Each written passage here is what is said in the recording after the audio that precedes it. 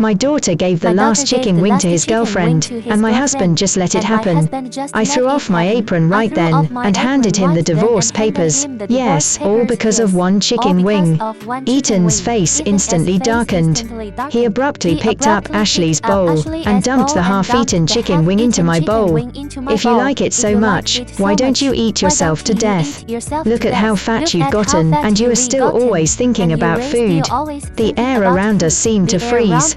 I stared at the chicken wing in my bowl, feeling a sting in my eyes. I used to get up before dawn to buy the freshest ingredients. While he and Zoe were still sound asleep, I would already be at the local market, haggling with the vendors. After coming back, I'd be busy the whole day. The table would be laden with dishes, every single one of them his and Zoe's favorites. The only thing that suited my taste was the chicken wings, but they wouldn't even leave me the last piece. I wiped away the tears that spilled from my eyes, feeling utterly foolish. After taking a deep breath, I looked up, speaking with a touch of stubbornness. Ethan, I'm your wife. In your eyes, am I only fit to eat others' leftovers? Ethan froze for a moment. Before he could speak, Ashley burst into tears first. Mrs. Grace, I'm so sorry, it's all my fault. I shouldn't have taken your chicken wing, She choked back sobs, her eyes red. My 5-year-old daughter angrily threw her fork at my face. Old hag, who gave you permission to bully Aunt? I'll never eat your food again, it tastes horrible. Ethan also stood up, shielding Ashley behind him. Have you caused enough trouble? Why do you have to involve others in our issues? Just because of a chicken wing, you want to drive everyone to death, to be satisfied, is that it? I hadn't said anything, yet their gazes at me were full of malice. I couldn't help but laugh. Say whatever you want, but I'm getting this divorce. Ethan fell completely silent. He rubbed his temple, his eyes filled with helplessness. Just as he was about to speak, Ashley's phone and his phone vibrated simultaneously. They both looked down to check. Ethan's expression turned anxious. He pushed me aside and rushed out the door. I tried to follow, but Ashley reached out and stopped me. Mrs. Grace, Mrs. Eleanor is having a heart attack. Mr. Ethan is rushing to the hospital. Can we talk about whatever it is when he gets back? I stopped, a bitter feeling rising in my heart. I was Ethan's wife, yet I had to learn about his mother's serious condition through an outsider. I opened my mouth, but even the courage to question him had vanished. Strongly suppressing the urge to burst into tears, I grabbed the divorce papers and threw them at him. Ethan, sign the papers, and I'll let you go. Ethan turned around, his face full of irritation.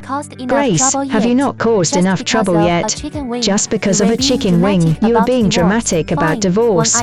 Fine, when I get back, I'll bring you 10 pounds of chicken wings so you can eat until you are satisfied. Alright. I gritted my teeth, gripping Ethan tightly. You can say whatever you want, but you have to sign the divorce papers today. He looked at me, as if I were an unreasonable shrew, but only I knew it wasn't just about a chicken wing. It was 7 years of neglect and indifference that had turned me into this seeing that I wouldn't let go. Ashley intervened at the right moment. She stood between Ethan and me, patting my hand soothingly. Unlike my hysteria, she appeared gentle and charming. Mrs. Grace, I know you are angry, but you can't make a scene at a time like this. Mrs. Eleanor's condition is critical. We must rush to the hospital immediately. Don't worry, once she's out of danger, I'll come back and apologize properly, okay? She spoke in a sweet, charming way, but her eyes held an undisguised challenge. Yet, that father and daughter acted as if they were blind, tenderly surrounding her. I completely lost my patience and sneered at them. All right, stop acting. You went to all this trouble to insert yourself, weren't you just hoping I'd step aside willingly? I'm giving you what you want, so why are you acting so innocent? With a sharp slap, I felt a heavy blow to my face. Ethan looked at me coldly, without a trace of guilt. That slap is for Ashley. She's just my assistant, yet she always thinks of you. How dare you bully her like this? I found it utterly ridiculous. I had done nothing, yet they so easily condemned me. Suppressing the tears that were about to spill, I fiercely slapped Ashley across the face. Look closely, asterisk this asterisk is bullying her. Zoe, who wasn't even as tall as the table, stood on her toes, picked up a cup, and forcefully threw it at me. The cup shattered on my face, and broken ceramic shards cut my forehead, and the corner of my eye. I covered my head, instinctively crying out in pain. Ethan, however, looked at me coldly. Grace, you know I hate women who are being dramatic. Of course I knew. The C-section 5 years ago nearly cost me my life. The unbearable pain made me scream uncontrollably. But when I was wheeled out of the operating room, Ethan only said one thing to me. Grace, I hate women who are being dramatic. After that day, no matter how much injustice I suffered, I would only silently endure it. Even when Zoe treated me as a nanny and slapped me across the face constantly, I always kept a smile. But all I received in return was habitual neglect and even colder treatment. Seeing me show no remorse, Zoe shrieked and lunged at me, intending to hit me as she usually did. But this time, I coldly grabbed her collar and flung her aside. The moment she started wailing, Ashley broke free from Ethan's embrace. She stumbled towards me, then dropped to her knees, repeatedly bowing her head. Mrs. Grace, it's all my fault. Please hit me, but don't hurt Zoe, she's just a child. Every word sounded so sincere, as if she was Zoe's real mother. And I, like a wicked stepmother, roared back. Get out. I'm disciplining my own child. You have no right to interfere. Ethan, losing his temper, yelled out, enough. Grace, what exactly do you want? I yelled even louder. What do I want? I want a divorce. I want to completely leave this suffocating home. Ethan looked at me, as if I were insane, but I no longer cared. A vein throbbed in his forehead in the dead silence. He finally picked up the pen and forcefully signed his name on the paper. He pressed so hard the pen tip tore through the paper. Take your things and get out. The moment the divorce papers hit my face, I finally laughed with relief. As I was about to go to the bedroom to pack, Zoe stood in the doorway, her face full of disgust. Old hag, get out now. Don't you dare touch anything in my house. Realizing she was trying to get back at me in her own way, I shrugged indifferently. When I married Ethan against my father's wishes, he couldn't even give me a decent wedding. We huddled in an 8-square-meter studio apartment, encouraging each other. But after all our struggles, we still almost couldn't afford food. It was my father, who couldn't bear to see me suffer. He provided money and support for Ethan to start his business. I came into this family with nothing, and I could leave it with nothing as well. This home, along with this daughter, I no longer wanted. Without a moment's hesitation, I turned and walked out. Outside, the rain was still pouring. Ethan called out to me with a slight hesitation, offering an umbrella. Before I could reach for it, Zoe snatched it away, and threw it to the ground, stomping on it forcefully. Stupid nanny, don't even think about taking anything from my house. I've wanted you gone for ages. Once you walk out that door, you'll have nothing to do with me, and don't expect me to acknowledge you ever again. I nodded seriously, opened the door, and walked into the heavy rain without looking back. Having nowhere else to go, I temporarily found a hotel to stay in. I was woken up in the middle of the night by a shrill ringing. It was a video call from Zoe's smartwatch. Annoyed, I intended to turn it off, but accidentally answered. On the screen, Zoe was covered in red rashes, twitching on the floor. My heart felt like it was being ripped apart. She was a premature baby with a weaker constitution, highly prone to allergies. For 5 years, I had carefully taken care of her, trying my best to avoid allergens. But only a few hours after I left, she ended up like this. Ashley was crying, her voice trembling. Mrs. Grace, Zoe said she was hungry, so I made her some seafood porridge, and she became like this after eating it. Mr. Ethan went to the hospital to take care of Mrs. Eleanor, and I don't know what to do now. Can you come quickly? She was, after all, the child I had carried for 9 months. Even though I had decided to give up, seeing her in such pain made my whole body tremble.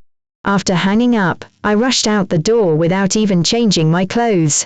By the time I rushed home, I looked like a drenched dog. The mansion door was suddenly pulled open. Zoe leaned in Ashley's arms, laughing hysterically. The red rashes on her face mixed with the rainwater, spreading out. Aunt, see. I was right, with just one call, she'll come crawling back like a dog. I just drew a few lines, and she got so anxious. She really is a good dog that Dad raised. Ashley stifled a laugh, looking at me apologetically. Mrs. Grace, Zoe, children say the darndest things, don't take it to heart too much. My fervent heart completely turned cold. My gaze no longer held any warmth. Zoe, listen carefully, your father and I have decided to divorce. From now on, you and I have nothing to do with each other. Whether you live or die, please don't bother me again, understood? Probably not expecting such a cold response, Zoe stood there with her mouth agape, stunned. Grace, are you crazy? Did you come back in the middle of the night just to say all this to Zoe? Ethan had returned at some point. He stood behind me, his brows furrowed with exhaustion. His tone carried an undisguised disappointment. I gritted my teeth and quickly walked away. As I passed Ethan, he suddenly reached out and grabbed me. That's enough, you've made a big enough fuss, and you've vented your anger. Don't be ungrateful. Without me, you are damaged goods. No one will respect you. If you ever want to come back, Zoe and I won't want you anymore. Grace, you better think carefully. If you stay now, I can pretend nothing happened. Seeing his condescending expression, I was completely infuriated. I pushed him away with a cold laugh, my eyes filled with absolute resolve. The divorce papers are signed, and you are telling me to pretend nothing happened. Ethan, you'd better be clear, I'm the one who doesn't want you anymore. You, and your daughter, and this suffocating home, I don't want any of it. Behind me, I heard Ethan's hysterical roar. Grace, you'd better stick to your word, don't come running back like a dog. And don't expect me to continue helping you with your dad's case. I knew he was trying to force me to stay this way. But this time, I didn't look back. My steps grew faster, and my mood became lighter. I was finally able to completely break free from this cage that had trapped me for 7 years. A few days later, I checked out of the hotel room and rented an inexpensive apartment. It was small, but I decorated it to be exceptionally cozy. For years, I always thought that a place with Ethan and Zoe was home.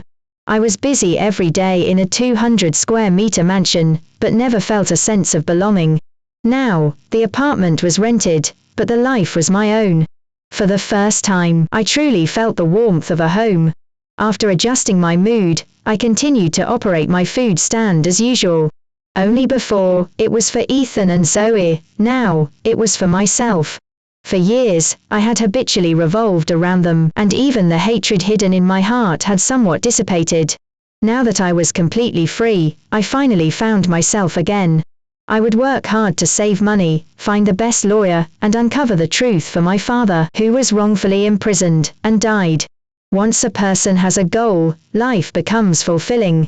Working from dawn till dusk was tough, but I didn't feel tired. Ethan called me a few times, but I didn't answer. He also sent messages every now and then, either asking where his tie was, or how to match Zoe's clothes every day.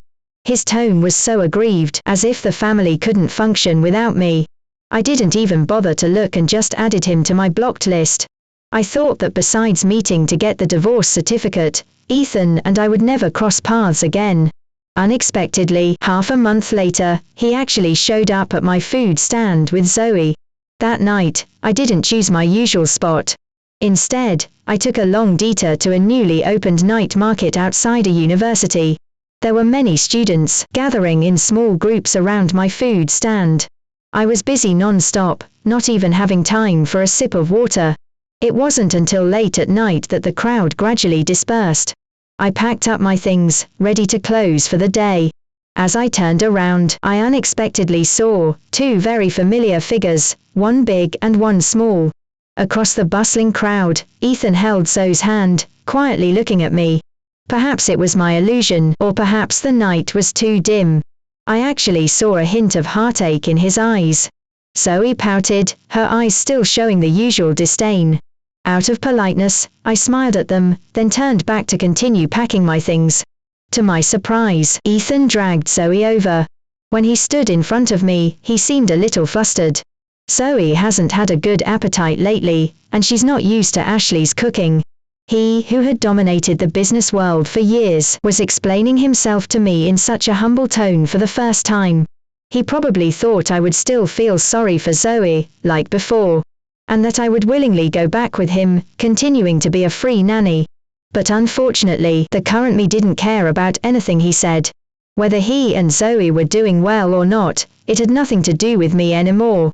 Seeing my indifferent expression, Ethan looked at me in disbelief. Grace, didn't you understand me? Your daughter hasn't eaten properly for days. Do you know how much weight she's lost recently? I folded the last table and tossed it into the food cart. Clapping my hands, I finally turned to him. My expression was one of indescribable coldness. Ethan, the divorce papers are signed, and Zoe's custody belongs to you. You wouldn't not know what that means, would you? I don't want a single cent, and I don't want Zoe. All I want is freedom. As a couple, I've never owed you anything. Can't you even give me this last bit of respect? With that, I didn't look at him again, pushing my food cart and preparing to leave. Ethan reached out and grabbed me, his tone urgent and somewhat pleading. Grace, it's been so long, are you still angry? I admit, this family can't do without you. What do I need to do for you to come back? Looking at his serious expression, I felt extremely annoyed. He was always like this, only hearing what he wanted to hear.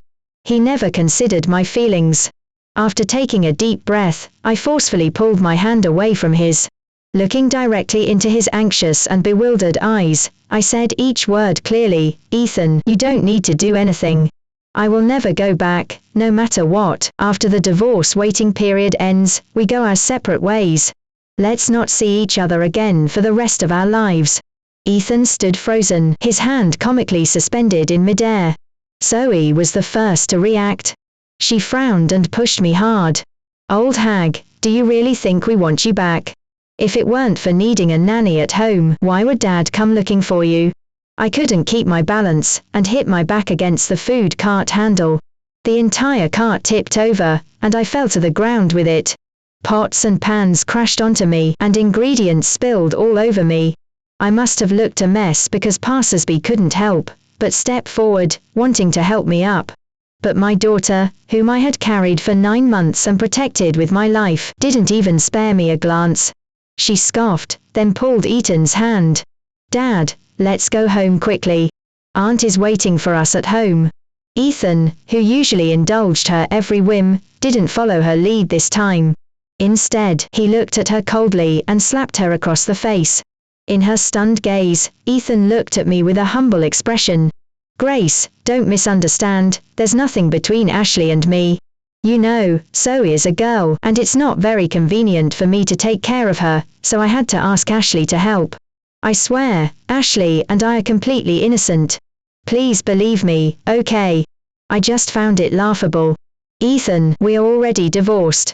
Who you are with is none of my business. You don't need to explain to me, and I don't want to hear it anymore. Take your daughter and go home. Don't bother me again. Consider it giving me the last bit of respect. My words were harsh, and Ethan looked hurt. He opened his mouth, wanting to say something more. But my cold gaze cut him off. I turned my back to them, silently cleaning up the mess on the ground. The food cart's handle was broken, I couldn't ride it anymore. I pushed it without a word. After walking for an unknown duration, I inadvertently caught a glimpse in my peripheral vision. Ethan was holding Zoe's hand, following behind me. I didn't stop, nor did I look back. I just suppressed the annoyance in my heart, and quietly quickened my pace. As I entered the neighborhood, I saw 2 figures, one tall and one small, standing under a dim light in the distance. It was my neighbor, Daniel, and his son. I had met them the first day I moved into the apartment. Daniel was raising his child alone and couldn't even cook. Several times, he almost set the kitchen on fire. Whenever I finished cooking, Daniel's son, Leo, would always stand outside my door, looking envious. I suppressed a smile and invited him and Daniel to eat with me. Leo, also 5 years old, would proactively help me clean up the forks after eating. They even took care of washing dishes and mopping the floor. I was happy to have the free time, so naturally, I was willing to invite them often. It was just a matter of adding 2 more settings. Hearing that I went out to sell food every night, the father and son worried it might be unsafe for me to return late. So, they waited for me at the neighborhood entrance every day without fail. Watching, eagerly anticipating my arrival, I couldn't help but smile. Walking towards them under that dim light, my steps felt light. Daniel naturally came forward and took the food cart from my hands. Leo also grabbed my hand, asking in a childish voice if I was tired. I was about to answer when a slightly trembling question interrupted me. Grace, who are they? You made a fuss about getting a divorce because you have another family outside, is that it? Ethan's malicious made me laugh in anger. After so many years of marriage, he knew better than anyone what kind of person I was. Even if I betrayed the whole world, I would never betray him. Moreover, he was clearly the one at fault. My face turned cold, and my voice followed suit. Ethan, if you are sick, go to the hospital. Don't assume everyone is as dirty as you are. Besides, we're already divorced. Who I'm with is none of your business. For the first time, Ethan showed his vulnerable side in front of me. His eyes were red, and he looked like he was about to shatter. His lips wouldn't stop trembling. Grace, we haven't received the divorce certificate yet. Why can't I control you? As long as we are not divorced, I have the right to stop you from being with anyone else. I gave him a cold look, responding with a dismissive scoff. To my utter surprise, Zoe suddenly rushed over. She slapped Leo's hand away, her face turning crimson. This is my mom. What right do you, a little beggar, have to touch her? Leo froze, at a loss, tears welling up in his eyes. I was also slightly stunned. Except for the first 3 years when Zoe and I depended on each other, she had never called me Mom. After being sent to her grandmother's, she must have heard so many bad things about me. When she came home again, she joined the Eatons in despising me. She never showed me any respect, always calling me old hag or stupid nanny. The address, Mom, felt so distant to me, so distant that I had almost forgotten what it felt like to be called that. Zoe tugged at my clothes with a hint of disdain, a trace of arrogance in her expression. Even though she wasn't even as tall as my chest, she still looked down on me. I knew she was waiting for me to gratefully hug her.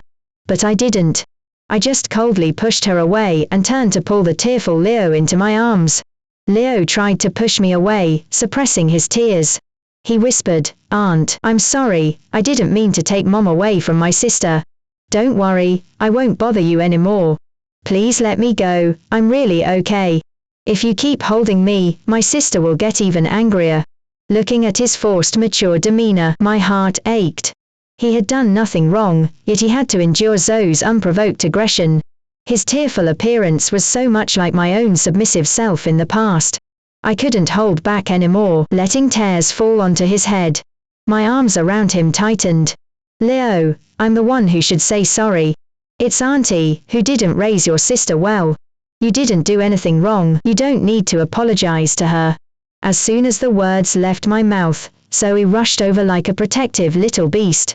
I was too late to stop her, watching helplessly as her fists landed on Leo. Leo held his head in alarm, dodging frantically. He was a head taller than Zoe, but didn't even attempt to fight back. At this moment, the emotions I had suppressed for years finally erupted. I grabbed Zoe's collar and, with all my strength, threw her into Ethan's arms. Get out, both of you, get out.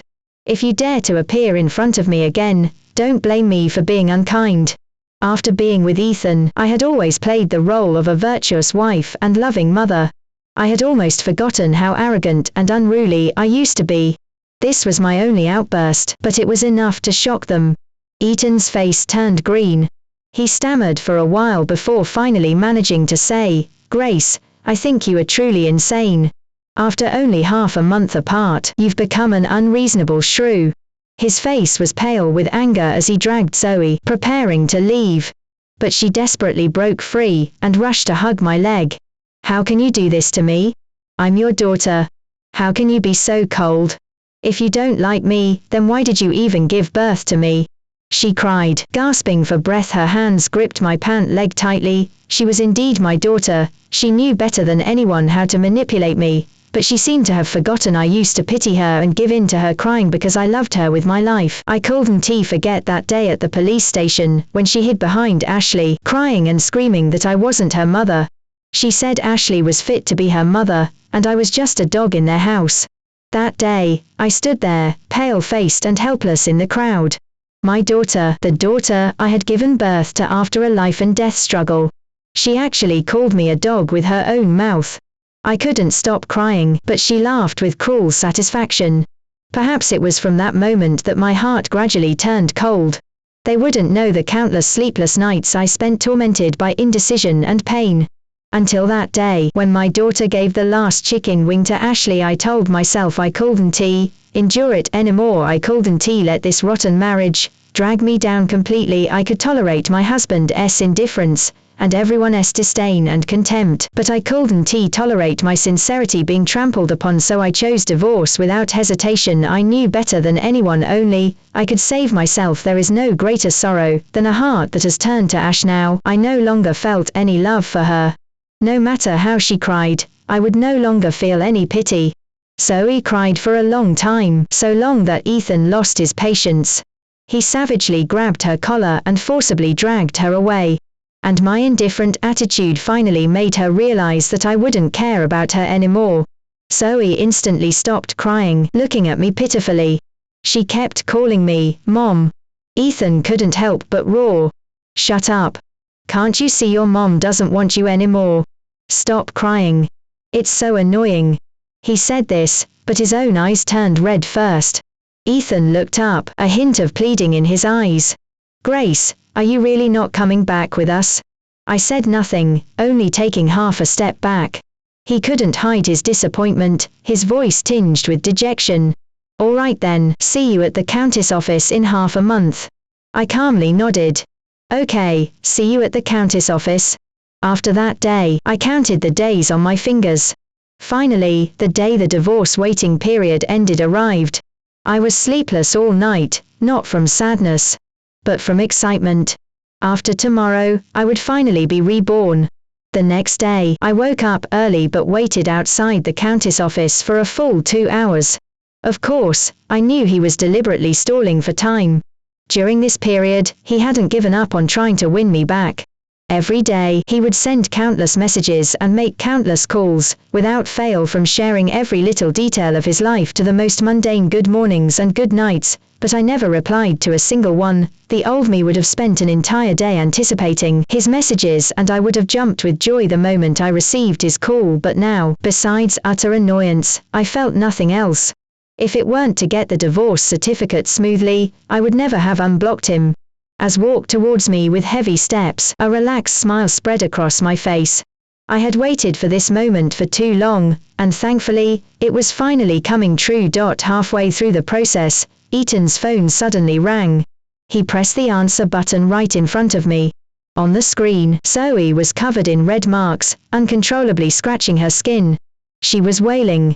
Dad, tell Mom to come back and save me. Aunt forgot I'm allergic again. The takeout she ordered had shrimp in it. She got annoyed with me and refused to take me to the hospital. I cried a few times, and she just slammed the door and left. Mom, am I going to die? Please come take me to the hospital. I didn't even lift my head, calmly signing the divorce certificate. I even remembered to grab anxious Ethan, who was at a loss, and remind him to sign it too. The moment the official stamp was applied, a huge weight lifted off my chest. After taking the divorce certificate, Ethan grabbed my sleeve, looking at me almost pleadingly. Grace, could you come with me to see Zoe? She's been crying and fussing every day, wanting to find you. This morning when she left, she even asked me to tell you that she knows she was wrong. No matter what, she's still your flesh and blood. You can't just abandon her, can you? I really wanted to refuse. From the moment I decided to divorce, she no longer held a place in my heart. But after thinking it over, I still agreed. In any case, I should see her one more time. Just consider it a proper goodbye to my past self. When we arrived at the hospital, Zoe was already out of danger. She lay in the hospital bed, looking weak. The moment she saw me, a glimmer of light appeared in her eyes. Mom, you are finally back. You still love Zoe, don't you? I've thought it through. You are my real mom, and I won't hurt you anymore. Will you come back and take care of me? With her hopeful gaze on me, I shook my head almost cruelly. Zoe, you are not a child anymore. You should know what it means for your mom and dad to get a divorce. I won't be looking after you anymore. Whether you are doing well or not, it has nothing to do with me. I only hope you can learn to take care of yourself. Your body is already a bit weaker than others, so please be careful what you eat and don't end up in the hospital again. You don't have to call me mom anymore. It's fine if you don't like me. From today onwards, you can choose someone you like to be your mom. Don't bother me anymore in the future, understand? Although I personally extinguished the only light in her eyes, I didn't feel a shred of regret. Everything in the past hurt me too deeply, and no one could truly understand the pain I'd been through. As I turned to leave, Ethan was already crying uncontrollably. Grace, can we really never go back? I nodded firmly. There's no turning back, and I will never look back. He got his answer from my eyes, and didn't try to stop me anymore. He just covered his face and cried uncontrollably. The moment I stepped out of the ward, I couldn't help but reach out, wanting to embrace my freedom. The past is like the wind, all faded into thin air. For the rest of my life, I will make sure to take care of myself.